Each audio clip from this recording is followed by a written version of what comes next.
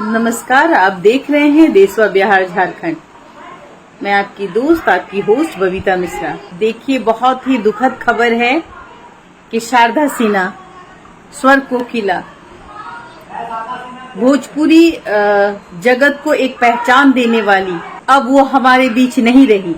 हमने एक अनमोल रत्न को खोया है। उनकी जो एज थी वो 72 साल की उम्र में उनका निधन हो जाता है और वो कुछ दिनों से बीमार चल रही थी और आज वेंटिलेटर पे थी। कयास लगाए जा रहे थे, तमाम खबरों में ये सुबह से ही बताया जा रहा था कि उनका निधन हो चुका है, लेकिन किसी को समझ में नहीं आ रहा था कि ये सही है या गलत है। लेकिन अब जो खबर आ रही है ये सही है कि अब हमारे बीच स्वर कोकिला, पद्मश्री से जिनको नवाजा गया, सम्मानित किया गया, अब वो हमारे बीच नहीं रही। शारदा सिन्हा, जिन्होंने भोजपुरी को सम्मान देने का काम किया, ऐसी महिला जिन्होंने छठ के गीत को बचपन से हम और आप सुनते आ रहे हैं, उनके गीतों को, और उनके गीतों को सुनकर हम बड़े हो रहे हैं। बचपन में मुझे याद है कि मैं उनके सॉन्ग को सुनती थी और उनके गाए हुए गीत के बगैर छठ पूरा नहीं होता है। सबसे बड़ी बात है कि अब हमारे बीच ये रत्न नहीं है। छठी मैया से मैंने आज गुहार भी लगाया था, प्रार्थना भी की थी कि उनकी उम्र 100 बरस की हो, लेकिन ये संभव नहीं था। कहीं न कहीं अब वो इस दुनिया में नहीं है। ये बहुत ही दुखद खबर है। और सबसे बड़ी बात मैं कहूँ कि देखिए, जिस तरीके से उन्होंने अपनी पहचान बनाई, ना सिर्फ देश में नहीं विदेशों में अपनी पहचान बनाई, हिंदी जगत में उन्होंने अपनी पहचान बनाई। सबसे बड़ी बात है, देखिए उनका एक गाना कहे तो से सजना, और हिंदी फिल्म में वो गाया हुआ गीत, और सलमान खान के कैरियर को कहीं ना कहीं आज सलमान खान अगर सुपरस्टार है तो उसी फिल्म के गाने से, और वो गाने हमारी जो लोक गायिका पद्मश्री से नवाजा गया, उनको शारदा सिन्हा जी का गाया हुआ वो गीत जो आज भी सुनने में इतना अच्छा लगता है कि ना जाने कितनी बार सुन लो, और वो अब हमारे बीच नहीं है। सबसे बड़ी बात है कि भगवान ने ऐसे लोगों को हमसे दूर कर दिया जो हमारे लिए, और इतनी ज्यादा उम्र नहीं थी उनकी, मात्र 72 साल की उम्र में उनका निधन हो जाता है। और 1952 में उनकी जन्म जो बताई जा रही है, 1952 ईस्वी में उनकी जन्म हुई थी, और अपने आंखों से जाते हुए देख रहे हैं। शारदा सिन्हा आज भी तमाम भोजपुरी कलाकार हैं, लेकिन घर घर में अगर किसी की गीत बजती है, अगर छठ के गीत को सुना जाता है, वो है स्वर कोकिला शारदा सिन्हा जी।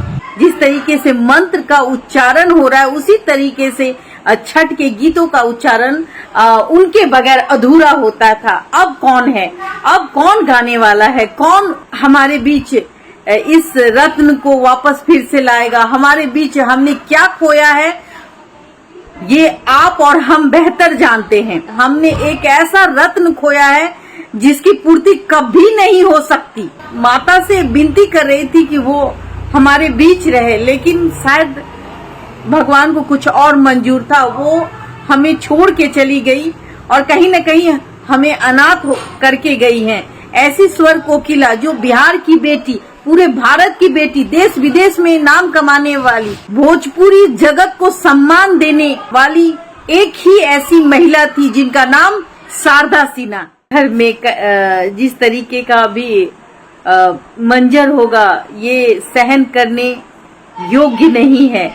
ना ही हम लोग, जब हम लोग सुन करके रो रहे हैं, तो सोचिए जरा कि उनके परिवार में क्या बीत रही होगी, उनके परिवार वाले किस स्थिति में होंगे। क्या इस दिन का वो इंतजार कर रहे थे? बिल्कुल नहीं। आज वो हमारे बीच नहीं है। प्रधानमंत्री नरेंद्र मोदी जी ने 2 बार कॉल किया उनके पुत्र को और जानने की इच्छा जताई कि काश वो जल्द स्वस्थ हो जाए, और कहीं न कहीं अब हमारे बीच शारदा सिन्हा जी नहीं है। मैं बहुत ही दुख के साथ कहती हूँ कि हमारे बीच वो रत्न हमारे और आपके बीच से चली गई, जिनके जाने से अब छठ के गीत को कौन गाएगा। छठ के गीत के उनके पुराने गीत आज भी कहीं न कहीं दिल में बसते हैं। जिस तरीके से मंदिर में घंटी के बगैर मंदिर अधूरा होता है, उसी तरीके से छठ में अगर शारदा सिन्हा जी का गीत न बजे तो वो छठ नहीं रहती। कहीं न कहीं वो हमारे बीच नहीं रही। ये सबसे बड़ी विडंबना है, दुख की घड़ी है पूरे भारतवासियों के लिए। लता मंगेशकर जी के बाद अगर कोई हमारे बिहार की बेटी हिंदुस्तान में राज करती है, देश विदेश में राज करती हैं, वो थी वो रत्न जो हमारे बीच अब नहीं रही। शारदा सिन्हा क्यों चली गई? उनकी गीत आज भी हमारे कानों में गूंजती है। आज के दिन ही छठी मैया ने अपने शरण में ले लिया और हम लोगों से दूर कर दिया। बिहार की शान बान आन, हम उन्हें लंबे समय तक, जब तक हम और हमारी जनरेशन रहेगी, हम उनको याद करेंगे। उन्होंने हमें वो चीज दिया है जो कि शायद किसी के पास नहीं है। वो हमारे बीच ना रह के भी हमारे बीच हैं और हम उन्हें सत सत नमन करते हैं कि शारदा सिन्हा हमारी माँ जैसी हैं और वो अब इस दुनिया में नहीं रही। लेकिन भगवान उनको शांति दे, अपने चरणों में जगह दे और आप ज्यादा से ज्यादा शेयर करें और अपने उनके परिवार को ढाढ़स बनाएं। फिलहाल के लिए देशवा न्यूज में इतना ही। देशवा न्यूज के साथ बने रहे, देशवा बिहार झारखंड के साथ बने रहें। शुभ रात्रि।